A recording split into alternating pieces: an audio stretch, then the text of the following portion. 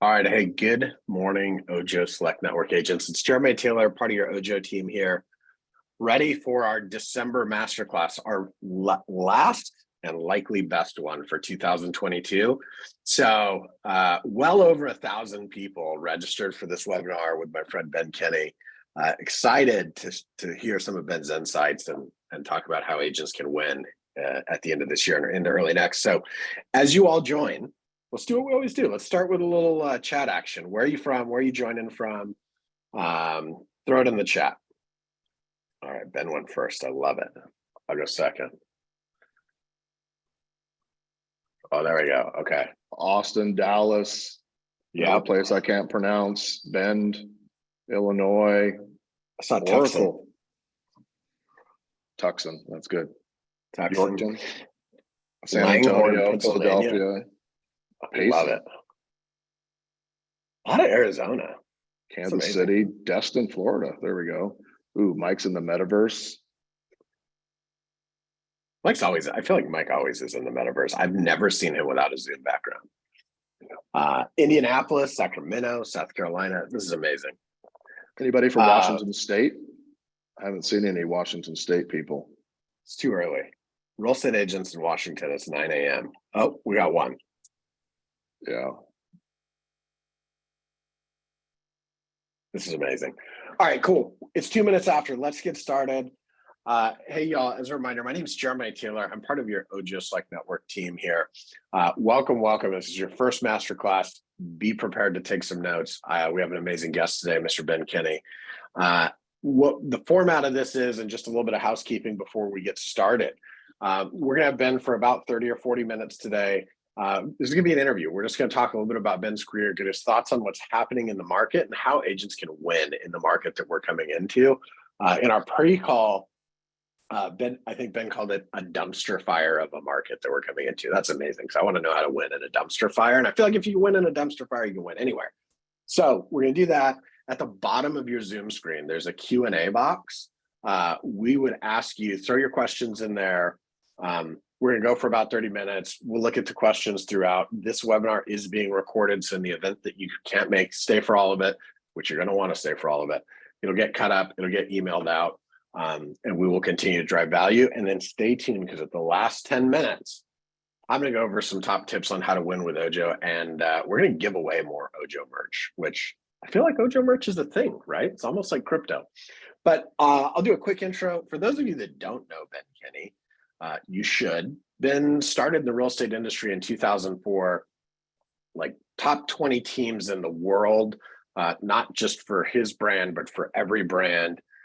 Massive technology entrepreneur, amazing fly fisherman, like true innovator in the space I would call digital real estate. Ben has been recognized as one of the top 100 most influential people in real estate by Swanepoel, Inman, and really anybody else that has a pulse. He's started multiple tech companies, has owned and operated some of the largest brokerages and some of the most innovative brokerage solutions. And so I'm excited to welcome Ben today. Ben, thanks for carving out 30 minutes, because I know you're at your metrics mastermind that you host every year with Brian Gubernick. So thank you for stepping aside and joining us. Yeah, my honor. Thank you for being here. I hate bios because I relate most to being a real estate agent. Like you said, I've been doing it since 2004, and something that most people wouldn't realize is I still make a commitment to our team to close 2 transactions every month, and that's 20 years of still always doing that on top of running all the rest of the businesses. So I still relate most to being like all of you on the call, just being a real estate professional and trying to help people experience the dream of home ownership. So thanks for having me. But I should have negotiated the Ojo swag up front, because I got no Ojo swag. All right, we're gonna get you some Ojo swag. You deserve Ojo swag, just if nothing else, for your contributions to the industry. Okay. So I think, Ben, let's start with this. We'll pretend for a minute not everybody knows you on this call. Like, you are a great individual agent. You built a phenomenal team. You built tech companies, and now you've gone on to kind of innovate what a team can even be with Place. Give us a couple just minutes on the journey so people understand the lens you see the world through. Sure. Can I do early career, just kind of tell the story? Yeah, you do you. So I spent my first 8 professional years as a cable guy, um, climbing telephone poles underneath houses. And then I transitioned into selling cable TV door to door. And I would sell phone, internet, and cable service. And that was my job. And one day I ran into this lady named Paula, and Paula needed cable set up in her new home. And when I went to meet Paula, I said, Paula, congrats on your new house. Or I said, congrats on your new condo. And she said, it's not a condo, Ben, it's a duplex. Well, I was raised super poor, like the shithole that I'm not sure if I'm allowed to say shithole, but the place that I was raised in, like we still rented it. Like it was a rented shithole. It wasn't even like an owned, bad place. And so owning real estate was something different to me. And she said, no, it's a duplex. And I said, Paula, what's the difference? And she said, I own both sides. I bought 2 of them. And I was young at that time. And I looked at her and I said, Paula, why didn't you just buy a house? And she said, because my tenants next door cover 100% of my mortgage. And you know how your dog does when he's confused? He kind of cocks his head a little bit sideways, and just kind of moves his lips weird. I kind of looked at her. I'm like, Paula, do you live for free? She says, yeah, they 100% cover my mortgage. I live for free. And I thought to myself, this is the greatest idea that anybody's ever told me. Like, 1, you could own real estate, and 2, you could have somebody pay for it for you. So I said, what do you need to do? She said, you need to get a real estate agent. So I went through the magazines you read at the teriyaki restaurants, and I found a real estate agent in there. I refer to him now as crappy real estate agent number 1. So I call crappy real estate agent number 1 and I say, hey, I want to buy a duplex. He says, great, I'd love to help you. Are you pre-approved? And I'm like, what do you mean? He was like, you need a loan. So he connects me with this loan officer, and the loan officer says, you're pre-approved for 230,000 and you need 11,500 as a down payment. Okay, so I save up my 11,500, call crappy real estate agent back up and said, let's go look at some duplexes. So he starts showing me some properties, but there were like condos and houses. And I said, hey, crappy real estate agent, why aren't you showing me duplexes? He says, there aren't any in your price range. And he did not understand that I was signing up for the free deal. So I started driving around town, Jeremiah, and I would write down the addresses of all the duplexes that I liked the look of. The ones that had a double car garage, and the ones that are the right color and the right neighborhood. And I started looking them up on the Whatcom County assessor page, and something stood out to me. A handful of them had tax forwarding addresses out of state. You know what that means, Jeremiah?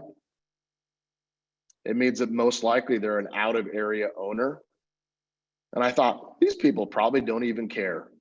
So I called one of them up and I said, hey, I want to buy your duplex. I want to live in it and I want to buy it. And he says, okay, we were just talking about selling it. So I didn't know what to do. And I said, okay. So I hung up the phone and I called my crappy real estate agent. I said, hey, crappy real estate agent number 1, I want to buy this duplex and I want to make an offer on it. And he says, what do you want to offer? And I said, 227, because I need room to negotiate because I was only approved at 230. And he said, it's too low. They'll never accept it. So I hung up the phone discouraged. And I thought to myself, maybe somebody else would write the offer. Like, I didn't know I could write the offer on my own. I thought I needed, a real estate agent. So the only other real estate agent I knew was married to another cable guy. So I called Catherine. I said, Catherine, I found a duplex. The guy's willing to sell. I'm approved for 230. I want to offer 227. She said, okay. She lived 3 counties away. She wrote up the offer. The guy accepted it. No counter. Just accepted it for 227, I think 500. So I move in and I get my first mortgage statement and it says $1,210. That was my payment. And I get my first rent payment from my neighbors next door and it was $1,200. So I didn't quite accomplish my goal, but I was within $10, which worked out perfectly because it ended up being 3 college girls next door, which was well worth the $10. It was awesome. They moved in and out every year. It was incredible. But the real estate agent that helped me, Catherine, she gave me a book about how to be a real estate agent. She said, Ben, if you can sell cable TV door to door and you can knock doors and you can tell a market, you should sell real estate. And I hadn't really thought of it, but I went and got my real estate license and I started my career in real estate from that point. as a solo agent. So that kind of gets me to 2004, my very first year in real estate, Jeremiah. So your 2004, your first year, that's a pretty good time in real estate. Like, how'd it go? And then what changed when it didn't go so well? Yeah, you know, it was July of 2004, and I was brand new, and my family, you know, they sold drugs, like they didn't have like an enormous amount of money, so they weren't going to buy or sell. And my friends were 20 something years old, so they were buying dirt bikes and boats and trucks and, you know, those woofer things, you know, if the speakers you would put in the back in the car, like they were buying that stuff. They weren't buying houses. So I didn't have any friends or family that were buying real estate. And when I joined the first brokerage, they said, hey, call all your friends and family and ask them if they want to buy real estate. Buy the old Brian Buffini, like, oh, by the way stickers, and put them on the note cards. And it just didn't really work for me. And so I kept my job as a cable guy for the first 6 months. And at the end of that year, I just decided to make real estate full time. And I only sold 6 homes that first year, first half a year. But that second year, I made a commitment to make it work. And I did what our team still do today. I did open houses every week, at least 2. I called canceled expireds and FSBOs. I knocked doors who were notice of defaults. I bought some internet leads from a company back in the day called justlisted.com and House Values, you know, became market leader. I did floor time in my brokerage. And at the end of the year, I was able to sell 25 homes. And those 25 homes, that completely covered the income that I was making as a cable guy. But I was running into a problem where I was busier than, I was too busy helping clients. I didn't have enough time to find new clients. So at the end of that year, I hired my very first assistant, Jolene, who's still with us today. Her 17-year anniversary was 2 days ago. And Jolene started as my admin. And I looked at Jolene and I said, Jolene, I only have enough money to pay you for 3 months. And she said, okay. So for the first 3 months, you have to only do things that make money, like work with clients and make phone calls and do opens, and I'll do everything else. I said, that's fair. So the first year with Jolene and I, we went from 25 homes to selling 84 homes.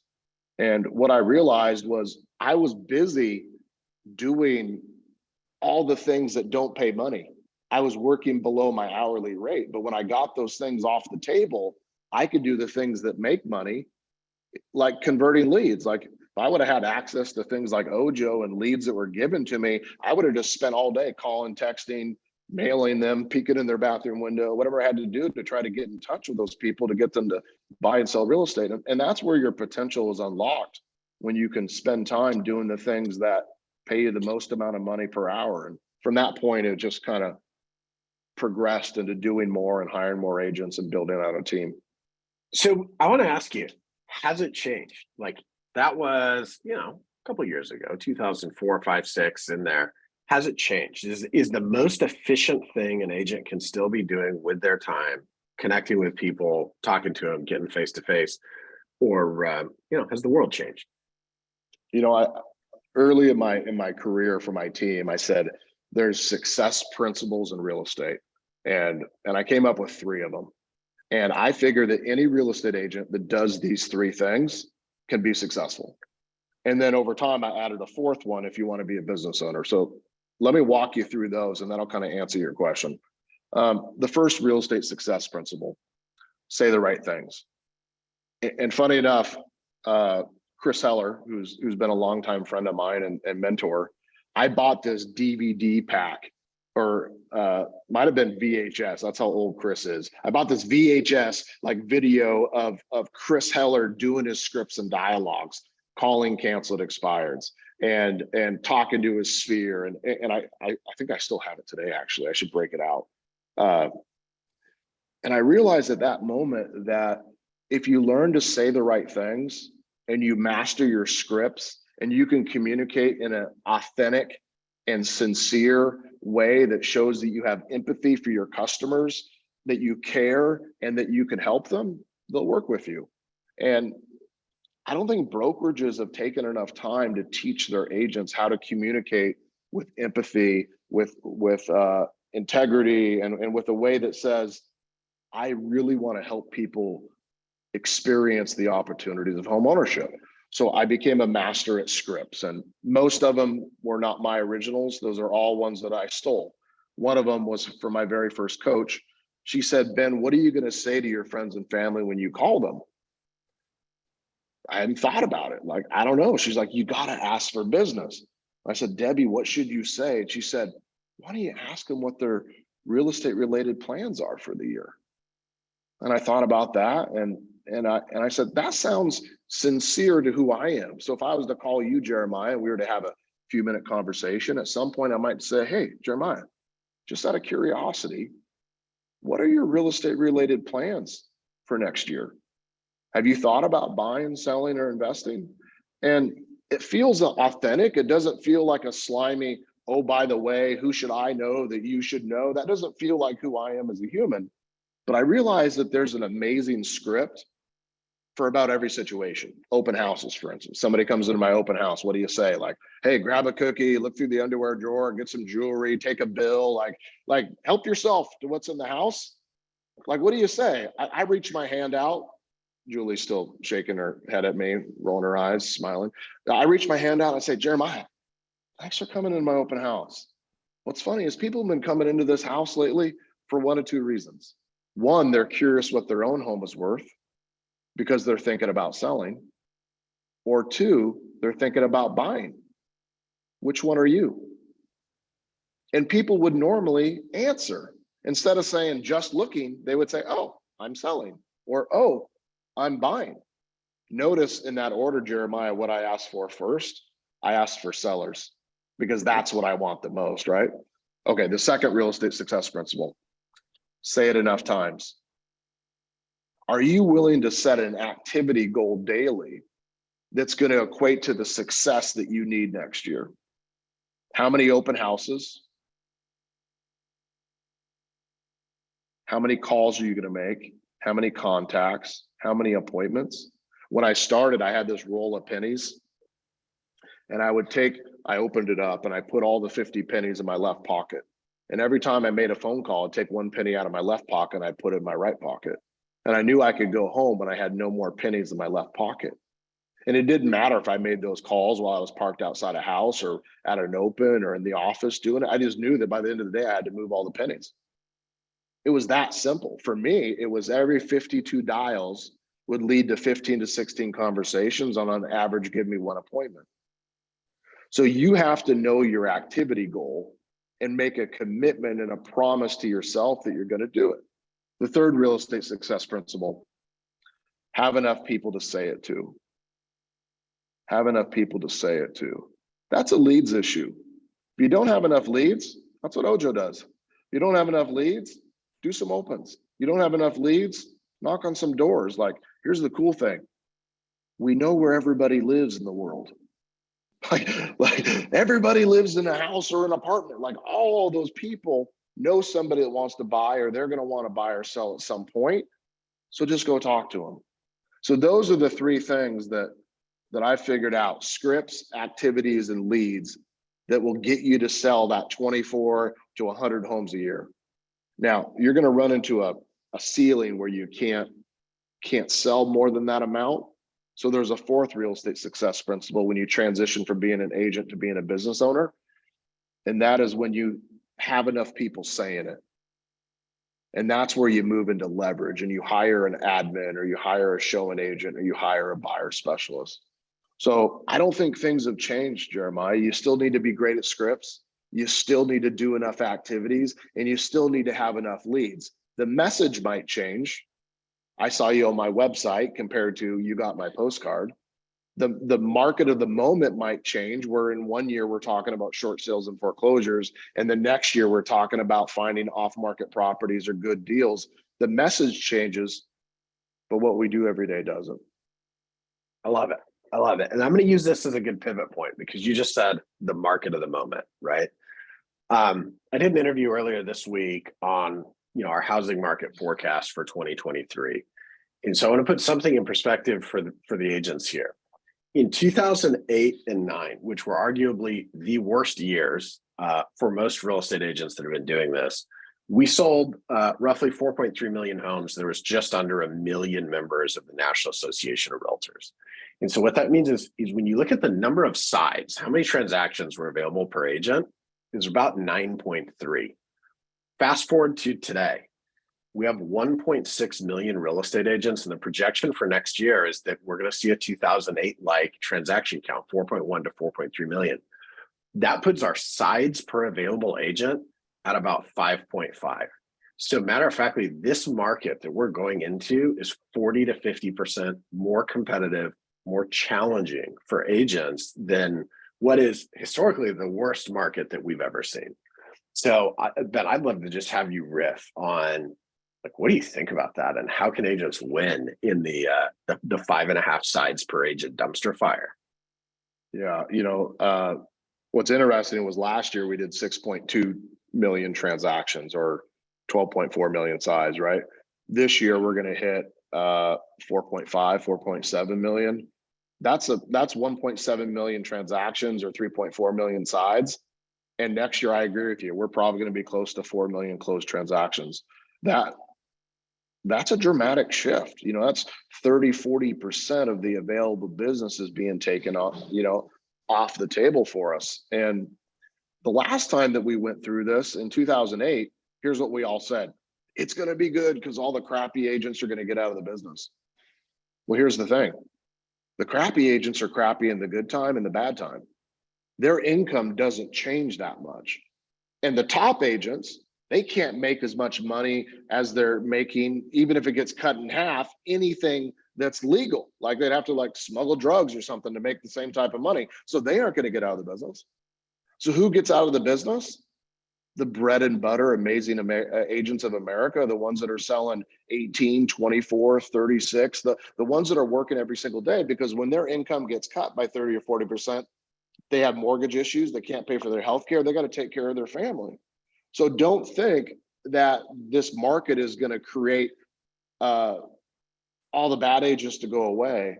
Think about how in this market can I take more market share by taking advantage of what's going to happen over the next year or two, which is listings are going to become your new expense. In the last couple of years, your biggest expense was leads gone unconverted. In the next year or two, your biggest expense is going to be listings gone unsold.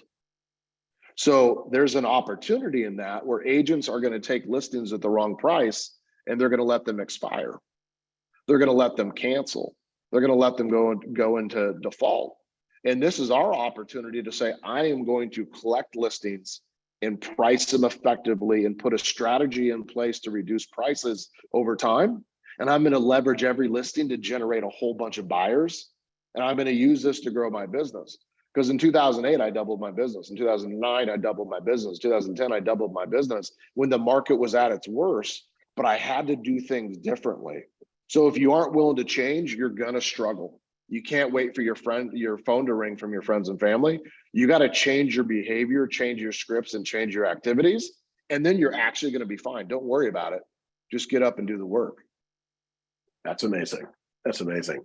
I want to re-level us for just a minute. That what you just pitched is the best advice for a practitioner, somebody that's in the business every day of selling real estate.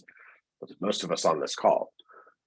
How about teams? I know there's a lot of teams right now that are living on expenses that they accrued during the best boom real estate market we've ever seen, that are suddenly looking down at their P&L, or probably not looking at their P&L, and just scratching their head.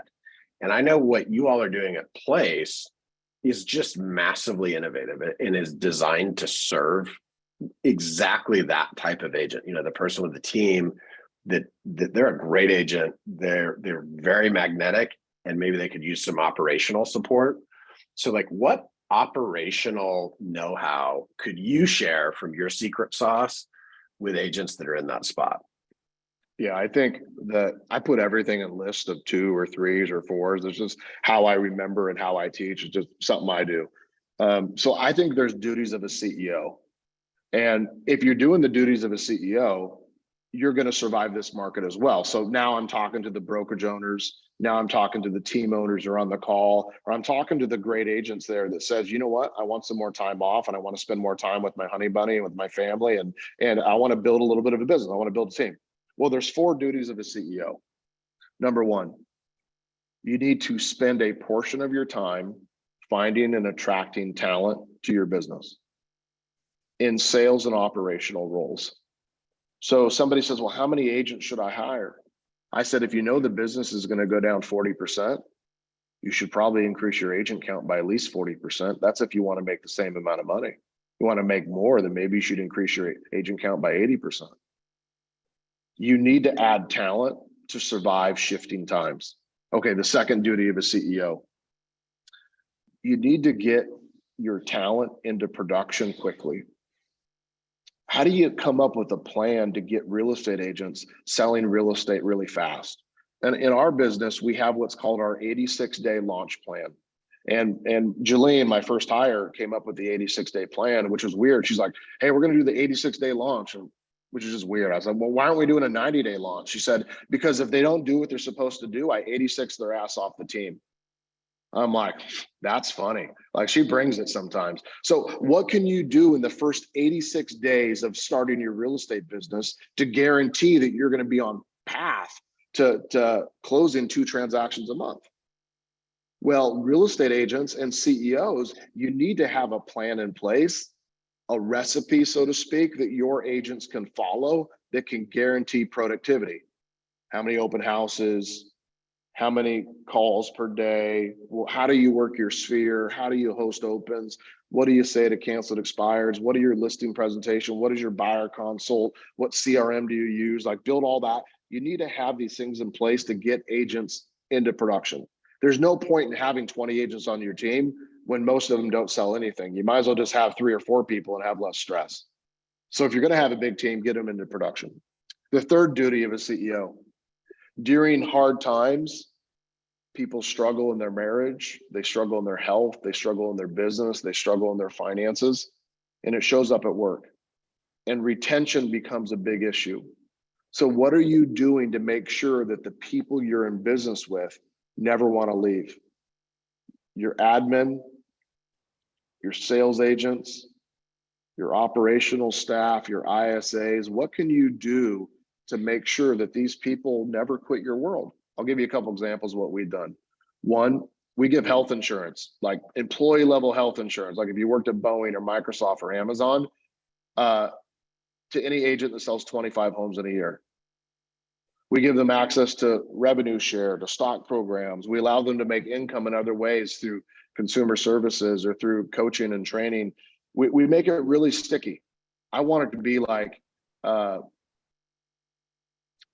had this friend of mine, she was married to a guy and she was really successful and he was kind of a jerk. And I said, hey, why are you staying in this relationship? She said, it's cheaper to keep him. I want to be in that position where it's expensive for people to want to quit. And you can't win just on money, but I also want us to be in relationship with people so they would never want to. So they look up and they say, Jeremiah is my business partner. Jeremiah and I spend time together. We holiday together. We invest together. We buy real estate. So the third duty of a CEO is retention, retaining your staff and your agents. Now, the fourth duty is all the stuff: accounting, bookkeeping, payroll, legal, HR, tech implementation, marketing, digital advertising, all that. The duty of a CEO is to make sure that you have those things in place. So you're building a house on a strong enough foundation that could go up 2 or 3 levels. And I think if you're doing those 4 things, Jeremiah, you're going to build a really successful business. And that's what, you mentioned our company Place. That's what we focus on making sure that our partners are doing and that we provide services to support those 4 things. So whether you do it on your own or you do it with a business partner or you do it with a company like us, that's what a CEO has to do every single day. That's amazing. That is, I'm typing these into the chat. So if you missed them, they're there. And I'm already seeing some questions that are like super tactical, right? Like people that quite frankly should just have a conversation with you or Lucas or Jolene or somebody about like their business. So for those people that aren't in your social universe, like how do people get into your universe? How can somebody find you after this or get involved with Place or anything else that you're touching? Yeah, I'm a super approachable guy. You can send me a Facebook message. You can send me a LinkedIn message. You can send me an email. It's really tricky email. It's ben@place.com. It's not, I'm not super hard to find, and I'm super responsive to people that sincerely want to change their life. That's amazing. So I threw in the chat, it's ben@place.com. I'm going to ask Ben for some thoughts. While I'm asking for those, we've only got Ben for about another 15 minutes. So I want to start to open it up to questions and answers from those of you that are here. So we have a few in the Q&A now, but this is your nudge to start throwing your questions in the Q&A. So I love, Ben, like how you just simplify things for agents, right? It's like, hey, these are the 3 things that make you successful. This is what makes you successful as a CEO. What about life? Like you've done amazing things with your life, right? You've become a technologist, you've built software companies, you've built real estate companies. Do you have like a set of principles for life that are just like these super digestible 3 points of Ben Kinney, how to win at life? John Maxwell, who's a leadership coach and a pastor, believe it or not, I love Jesus. I just swear a little bit. I have a T-shirt that says it. It's just kind of who I am. But he's a wise guy. And John Maxwell says, systems make the ordinary extraordinary. And I think of myself, I was a B student, B for Ben, and not super bright kid, and I didn't come from a rich situation, and so I don't think I'm like an extraordinary human, and I have gotten some extraordinary results, but they've always been through systems. So I look for a system for everything. But if you had to summarize it, like what is my methodology for life? Is just to work really hard and be really kind, and to be kind to anybody. And I think if you were in one of my companies or you spent time around me, then you would see that I show up that way, and I try my best to always be kind and work hard. But inside of my personal life, I've come up with a couple of systems. And one of them I talk about on a podcast that I host, Jeremiah, not to be self-promotional, but it's called the Win, Make, Give podcast. And we don't do any advertising or promotion. It's just leadership and wealth stuff, but it's called the daily plan.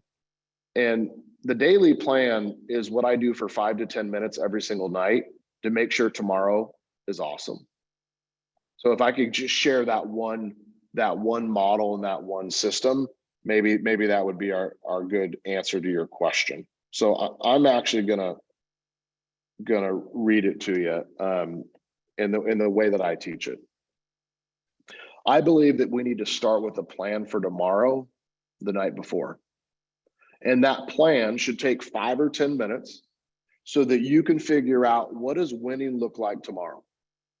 And it is a very simple 6-step plan. Number 1, I visualize, what does winning look like tomorrow? What is it that I want to accomplish?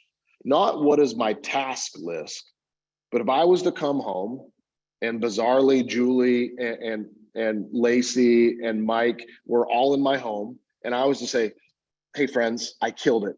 I hit it out of the park, give me a high five, and we high-fived each one of them. They would say, what happened? What would that be? And some days that's getting 2 appointments. And some days that's hiring a new agent. Some days it's filing my taxes. Some days it's calling somebody and apologizing because I wasn't my best self the day before. It's, what does tomorrow look like if I was to really, really win? That's step 1. I visualize, what does winning look like tomorrow? Number 2, I look at my calendar. And one of my goals is to cancel 50% of everything on my calendar every week. And I know that's weird, but most appointments on your calendar are other people's priorities, not yours. Think about that. Look at your calendar, not my one thing, not what winning looks like. That isn't moving my life forward, yet they somehow end up on your calendar. So one of my goals is to cancel, cut in half, or reschedule 50% of all of my appointments. So I'll call somebody and say, Jeremiah, I know we had a meeting tomorrow to meet for lunch, and I have a crazy day, but I don't want to blow you off. Our time together, would you be willing to just do a call? And Jeremiah says, yeah, that's fine, actually. And I do that call and I get it done in 15 minutes. I've just added 45 minutes of productive time tomorrow. The other person is I go, Mike Chang, I said, Mike, something came up, man. I got to cancel tomorrow. And I said, hey, would you do me a favor? This week's crazy, but next Monday, will you send me a text and we'll reschedule? 75% of the time, I'm never going to hear from Mike. He was on my calendar because I let him on there, but he didn't need to be on there because he doesn't follow up with me again and ask for that time back. So I create that space. And sometimes I just say, hey, unfortunately, I can't make it work.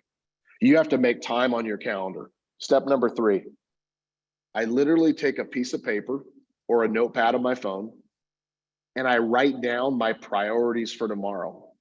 If I was only to get a couple things done, what would it be? And here's what happens, Jeremiah. My priorities don't come out of my brain in the right order. So I just dump them on a piece of paper. I need to call my accountant. I need to get through 10 resumes. I need to follow up with all my old leads. I need to make 5 sphere calls. I need to do this coaching session. I write down my priorities for tomorrow. Once I dump them on a piece of paper, I ask myself the question, if I only had one thing, if I could only get one thing done tomorrow, what would it be? And I put a number 1 by it. And I do the same thing on the number 2, and I write down number 2. And then I do number 3 and number 4 and whatever. So that's my list of priorities. Next one, number 4. I plan my rituals. And whenever I say rituals, I think of Major League.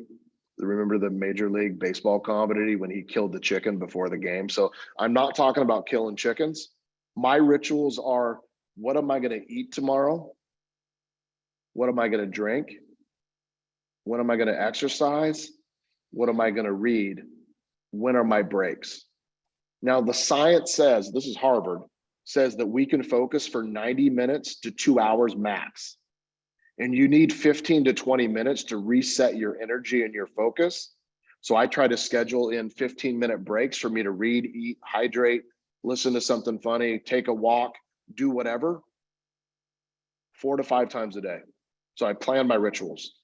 Now, by the way, you can't eat if you don't have food in your car and you don't have food in your office and you aren't prepared for it. So I actually plan and make sure it's there. Same with hydration, same with reading. The 5th thing I do is I go back to my calendar and I create time blocks for my number 1 thing, what winning looks like, for the priorities I just listed out, and for my rituals. And I put them in my calendar. And those are appointments with myself. Nobody else is on those, right? I make appointments with myself to do the important things. And if they don't fit, I just say, I'm not going to get that done tomorrow. I don't want to go home every single day feeling disappointed about life because I have 10 things I never get done. And that's what happens in our world. The last thing I do, step 6, is I just make a mental commitment that I'm going to stick to my plan for tomorrow. You can't stick to your plan forever. Things happen, but I can make a commitment that tomorrow I'm going to do my best to stick to it. Then I close my notepad or I shut my notes in my phone and I go to bed feeling like I got a plan for tomorrow. I don't have to think about work tonight. I wake up in the morning. The first thing I do after all the normal bathe, brush teeth kind of things is I just look at my plan for the day, remind myself of my priorities, think about what winning looks like, and I go do my day.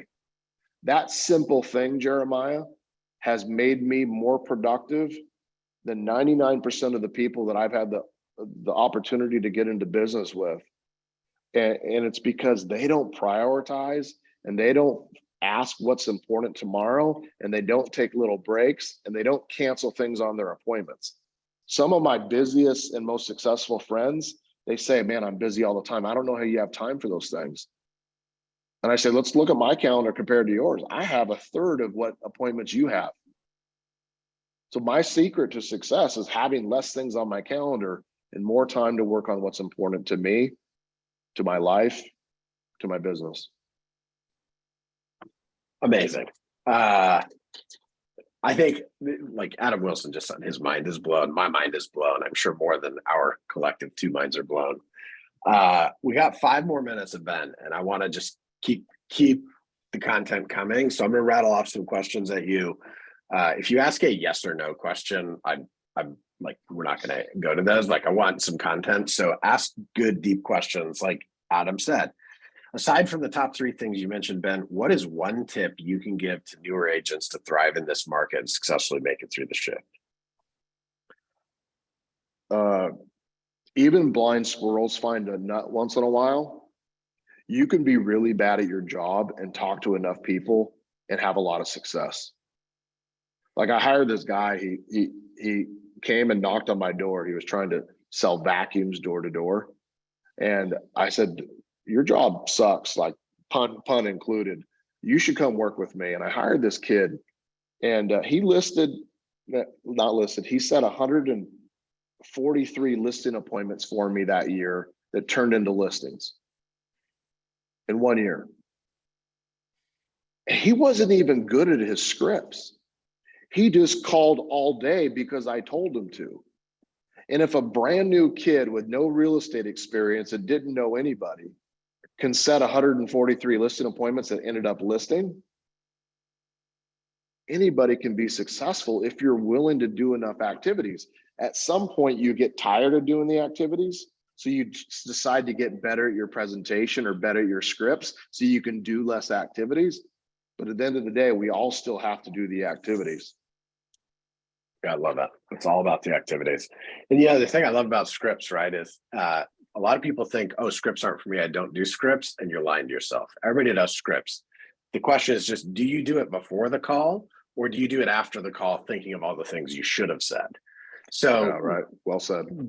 Ben, you got a script library or somewhere that we can point people? We got a couple questions on, like, where do you find amazing scripts? Yeah, you can go to youtube.com/Ben Kinney, and you can, my listing presentation is there, open house scripts, sphere scripts, all of that's there, free, no advertising, nothing. It's just there if you want to use it. It's amazing. People asking, like, do you take time off? Yeah, I'm a huge fan of balance. So a couple things that I do to make me feel like I have more balance. One, I don't bring my laptop into my house. I leave my laptop in my truck. I can get it if it's an emergency, or I leave it at the office. That means I don't end up working outside of, like, being on my phone on the weekends or nights. Number 2, you're never going to have time to take a month off and go to Europe. So start by taking 4-day weekends every quarter. Start by taking 1 week off twice a year. And pretty soon you're going to wake up and you have taken 30 or 40 days off, but you're never going to have time for that 10-day, 2-week, 3-week, or 4-week vacation. It never happens. So take a bunch of small ones, and all of a sudden you're going to wake up and say, this actually works for me. I can be gone, right? The world doesn't end. And then don't call me during hunting season. Or fly fishing season, or wilderness outdoor camping season. I mean, you're an outdoors guy. I don't hurt animals. I only take pictures of them. Hit us with a parting thought, man. I know you got to get back to your mastermind. How many people do you have at your event in Scottsdale this week? We do small events and we do large events. We just did an event called Built How. We had 1,300 people in Arizona. Our next Built How events in March, and we'll have 2,000-3,000 people. Ojo should come, by the way. Actually, just thinking about that. You guys should come. And Chris was on stage at our last Build How event. This one's small, though. This is kind of a private 2-day mastermind. We work on leverage, wealth building, tax strategies, leadership lessons. We bring in some really crazy speakers that are really phenomenal. And there's only about 100 of us, so it's a really intimate session. It's what this hat is. It's called Metrics Masterminds. It's a little fun thing that Brian and I do on the side. Brian Grubernick is a cool guy. Yeah, it's amazing. Ben, I can't thank you enough for taking the time away from your metrics mastermind and really just from your schedule in general. And I can't tell you how important this is. We will make sure that people know how to get a hold of you. We'll make sure that your story and your strategies are dissected and shared because there's so much value here. You know, we can't keep it a secret. So, opportunity for you to share a parting thought, and then we'll let you get back to your work, and then I'll dive into some Ojo stuff. I think you make time for people that matter and you make time for things that matter. And you, Jeremiah, have been a friend for me for a long time. And I've known Mike Chang for a really long time. And Chris Heller's been a great friend to me over the years. And now all of a sudden, Julie and Lacey and Jenna, we're all now best friends too. So you make time for people that matter.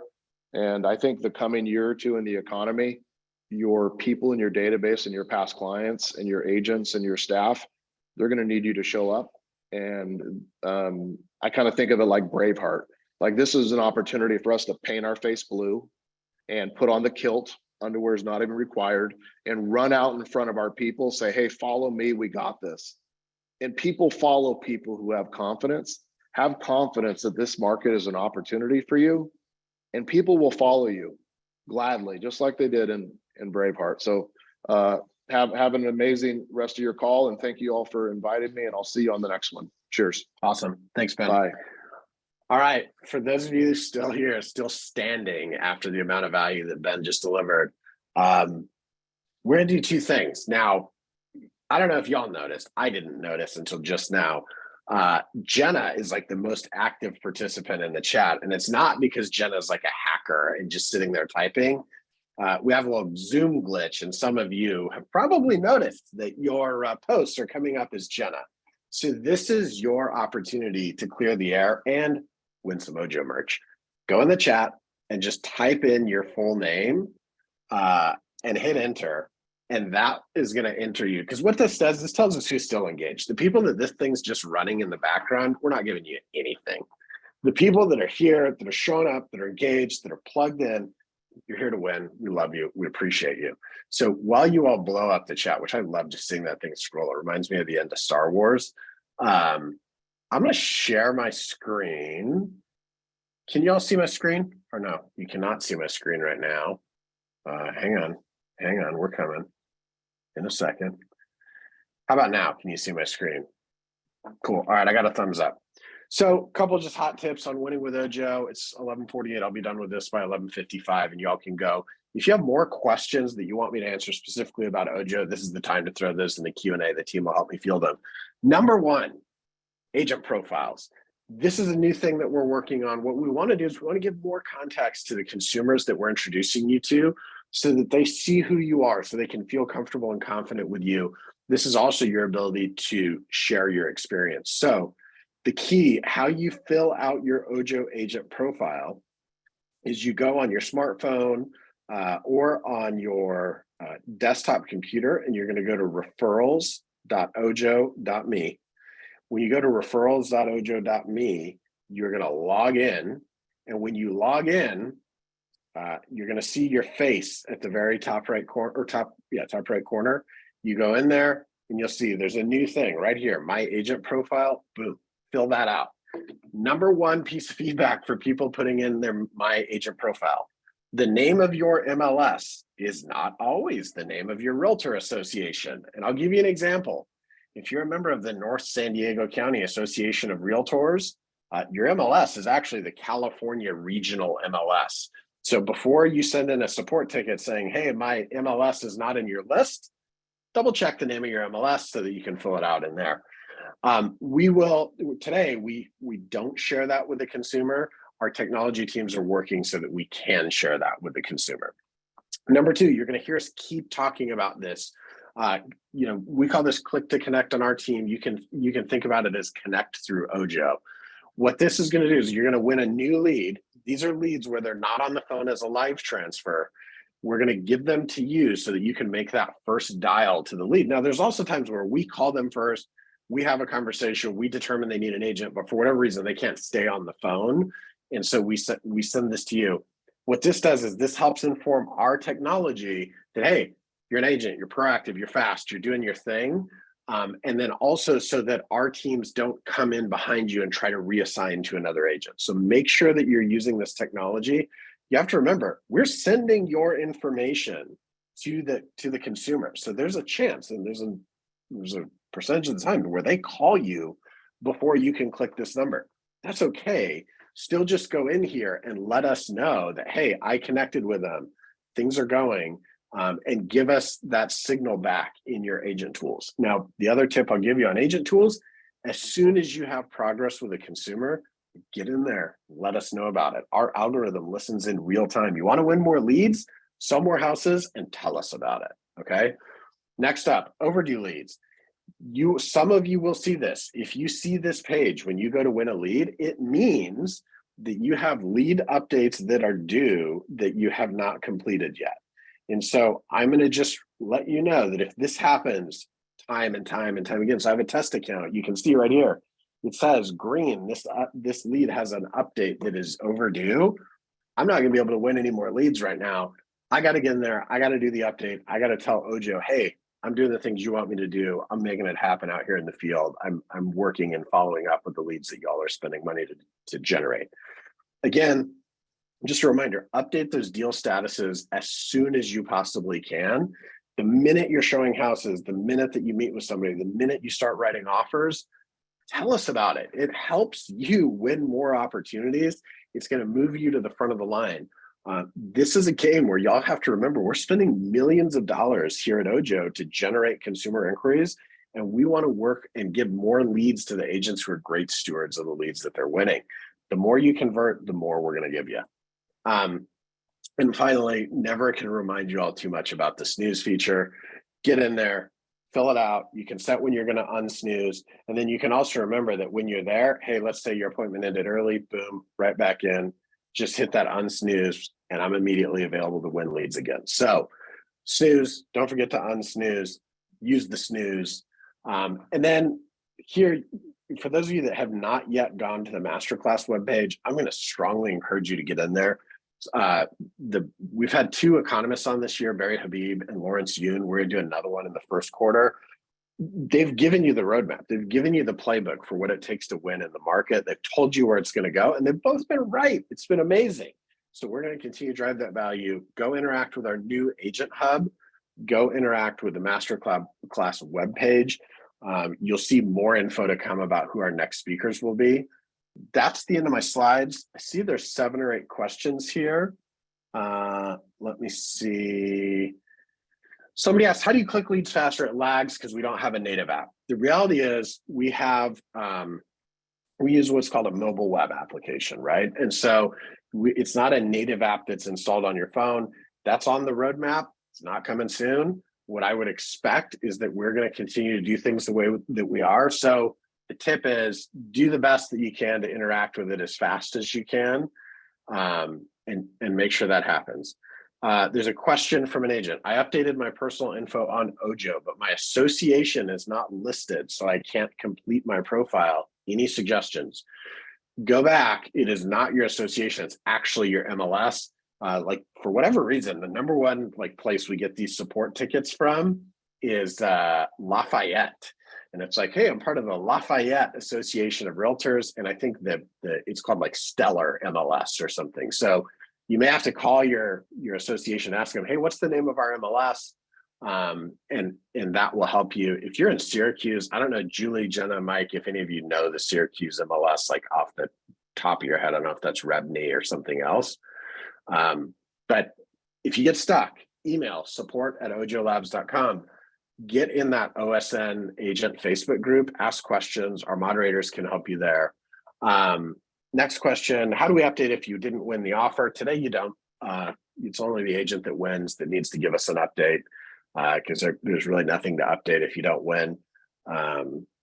There's a question, when are we going to get an app? It's a great question. It's not on our roadmap for the next quarter. We're actually just doing our planning now. So I would expect, I don't expect us seeing a native app in the first half of next year.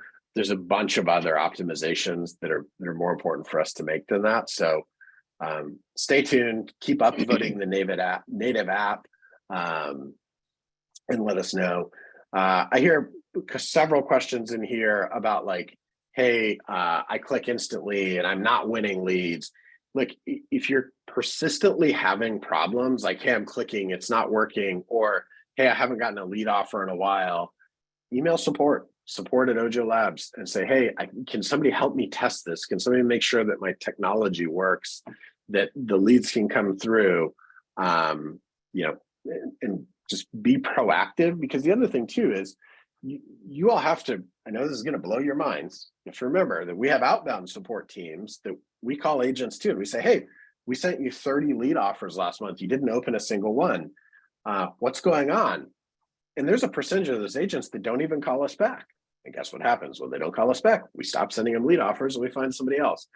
And usually that's somebody else. It's somebody that's proactive, that's diligent, that's reaching out to us. And I think, Toby, you nailed it. The more you give us updates, the more progress you make with those leads, the more our algorithm begins to understand that, hey, this is an agent that's doing the right thing. Jeff asked a great question. If I'm more than one MLS or state, can I list them all? Absolutely. Every state you're licensed in, all the MLSs you're members of, get them in there. So question, will there be a change to not penalize us for buyers that, for example, get declined? So let's clear the air there. You don't get penalized for this.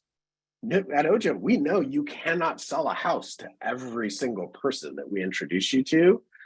But what we do know is if the top agents are closing at this percentage and you're way down here, there's some opportunity. And so what you're going to start to see from us is more leaderboards, more information on how agents are winning with Ojo. And nobody expects you to be perfect, right? But if you win, I'll give you all a stat. If an agent wins 23 leads in the Ojo Select Network, there's a 90% chance that they've had at least one closing. That's average. That is dead average. And remember, average is the best of the worst and the worst of the best. You do not want to be average. The best agents will close 1 in every 10. So if you've got 10 and you haven't closed one, get with it. If you got 30 and you haven't closed one, I got news. It's probably you. And you got to be more diligent. You got to push harder. You got to stay with people. You got to be tenacious. We are doing our part on our end to do everything we can to keep those connections strong via our concierge team. Call into support. Let us know, how can we be a partner? There's a great question here on scripts, like Jenna Julie. We should actually do a breakout on scripts as a future opportunity for agents. We do things like that from time to time. We have previously sent out the Heller scripts. Happy to do that again in this month's key takeaways if we want to include those. Yeah, that'd be great.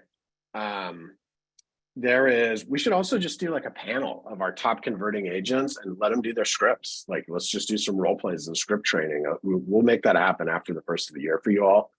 But snooze does not mean you lose.